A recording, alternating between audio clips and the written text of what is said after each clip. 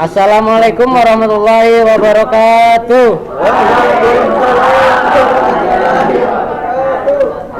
Saya di sini dari kelompok 2 membahas tentang bab 5 sosiologi. Pengumpulan data dalam penelitian. Kami dari kelompok 2 yang beranggotakan Ahmad Nasrullah, Herianur, Wahyu Kurnia Abadi, dan Afir Saputra.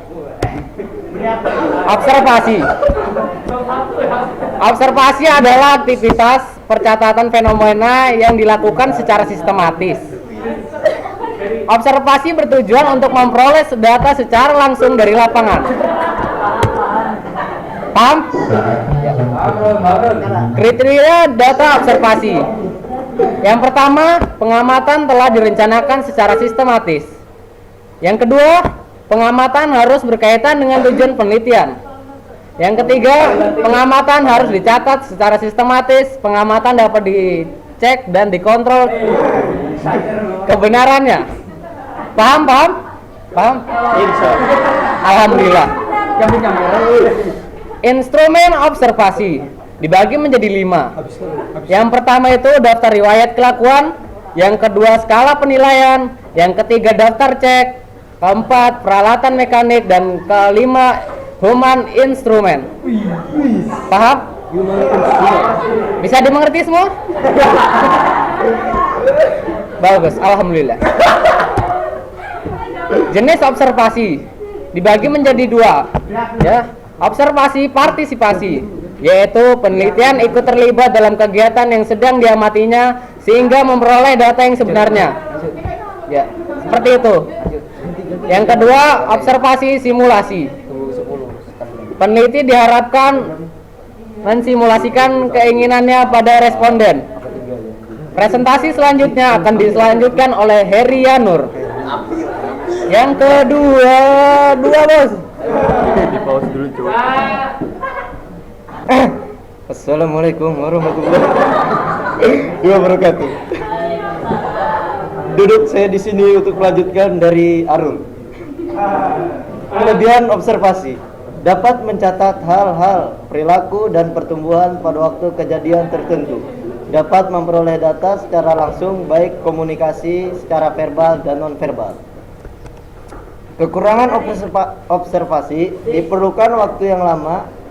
Kedua, pengamatan suatu peristiwa tidak dapat dilakukan secara langsung. Jangan banyak-banyak pertanyaan. Diskusi kelompok terfokus adalah cara pengumpulan data menggunakan sebuah forum diskusi dengan tema-tema yang telah dipersiapkan oleh peneliti sejak awal.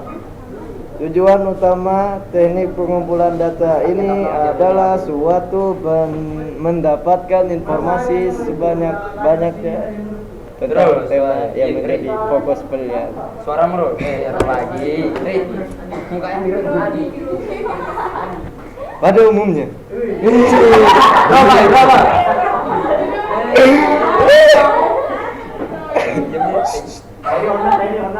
Pelaksanaan diskusi terfokus dibagi ke dalam beberapa tahap berikut. Yang pertama, pendahuluan. Kedua, pelaksanaan kegiatan. Ketiga, penutup diskusi. Selanjutnya adalah pengumpulan data sekunder yang dilanjutkan oleh Afir Irawan. Sekian dari saya. Wassalamualaikum. Assalamualaikum warahmatullahi wabarakatuh. Saya akan melanjutkan presentasi dari Heri. Pengumpulan data sekunder. Data sekunder adalah data yang diperoleh secara tidak langsung dari lapangan. Salah satu sumber data sekunder yang terpenting adalah data statistik yang diterbitkan oleh lembaga-lembaga yang berwenang, baik swasta maupun pemerintah, seperti Badan Pusat Statistik. Pengumpulan data sekunder dapat dilakukan Pengumpulan data sekunder dapat dilakukan antara lain dengan teknik studi kepustakaan. Ya, studi kepustakaan akan dilanjutkan oleh Wahyu Kurnia Abadi. Yang mana?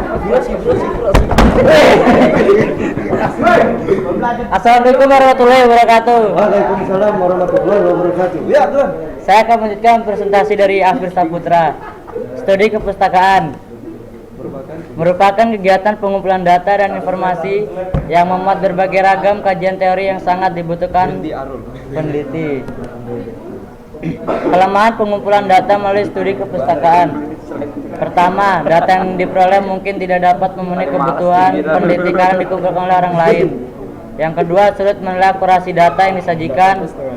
Yang ketiga, data tidak relevan dengan situasi saat ini. Kelebihan pengumpulan data studi kepustakaan. Pertama, lebih murah.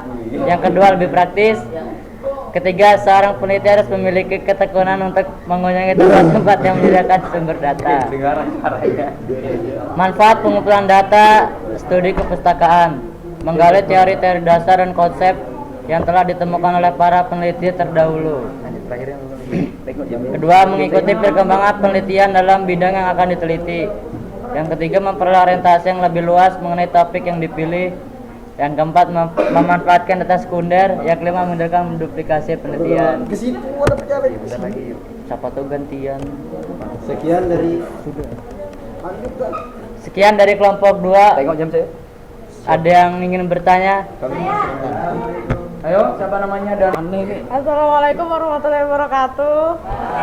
Saya perwakilan dari kelompok 6 akan bertanya. Tolong berikan contoh daftar riwayat kelakuan tapi yang bukan dari buku. Sekian dari saya. Wassalamualaikum warahmatullahi wabarakatuh. Contoh daftar apa? Daftar riwayat. Assalamualaikum warahmatullahi wabarakatuh. Saya mewakili kelompok 1 ingin menanyakan apakah ada kekurangan dan kelebihan dari observasi. Sekian. Wassalamualaikum warahmatullahi wabarakatuh. Assalamualaikum warahmatullahi wabarakatuh. Saya mewakili kelompok 4 ingin bertanya. Tiga. Nah, tadi instrumen observasi itu dibagi 5 loh. Nah, salah satunya tuh human instrument. Apa yang dimaksud dengan human instrument? Assalamualaikum warahmatullahi wabarakatuh. Saya dari kelompok 3 ingin menanyakan cara melakukan observasi saya secara benar dan singkat. Assalamualaikum warahmatullahi wabarakatuh.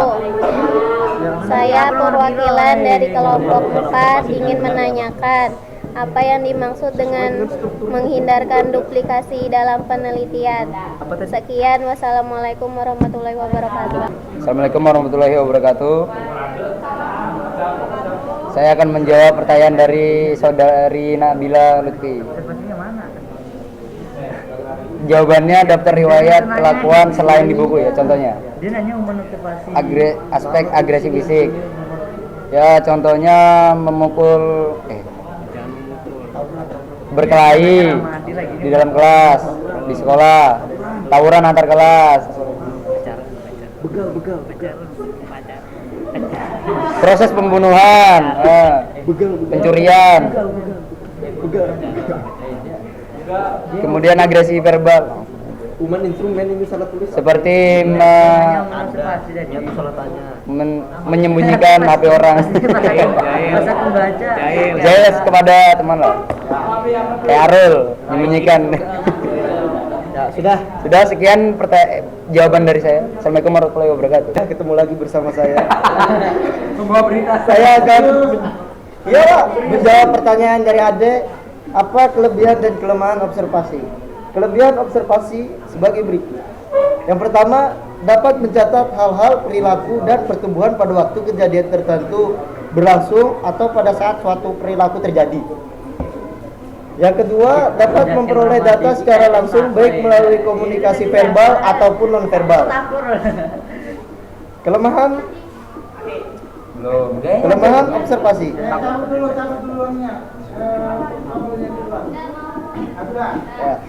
Kelemahan observasi. Yang pertama, diperlukan waktu yang lama memperoleh hasil dari suatu kejadian.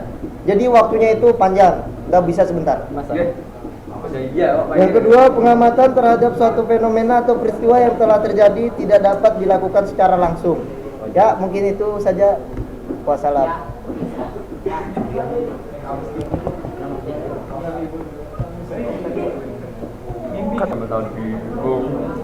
Saya akan menjawab dari pertanyaan kelompok 4. Ramadi, apa yang dimaksud dengan human instrument? Human instrument adalah istilah dalam penelitian kualitatif untuk menyebut peneliti yang bertindak selaku instrumen penelitian. Dalam posisi ini, kemampuan peneliti dalam mengambil data sangat diperlukan. Oleh karena itu, berhasil tidaknya suatu penelitian akan banyak tergantung pada kemampuan peneliti dalam mengumpulkan data.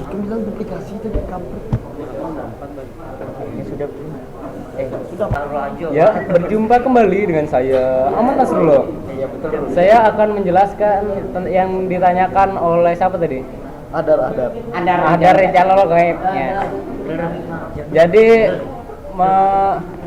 cara melakukan observasi dengan benar itu sesuai dengan strukturnya. Strukturnya itu pengamatan telah direncanakan secara sistematis. Yang kedua, pengamatan harus berkaitan dengan tujuan penelitian, jadi harus nyambung. Yang ketiga, pengamatan harus dicatat secara sistematis. Tiap kejadian-kejadian itu harus dicatat. Yang keempat, pengamatan dapat dicek dan dikontrol kebenarannya. Jadi tidak ada pemalsuan data. Nah, yang nomor 5 itu berkaitan dengan yang nomor 4. Maksud dari menghindarkan duplikasi dalam penelitian. Itu maksudnya tidak mencontoh data dari orang lain atau memalsukan data dari orang lain. Ya, seperti itu. Sekian dari kami, sampai jumpa. Jebret ahai.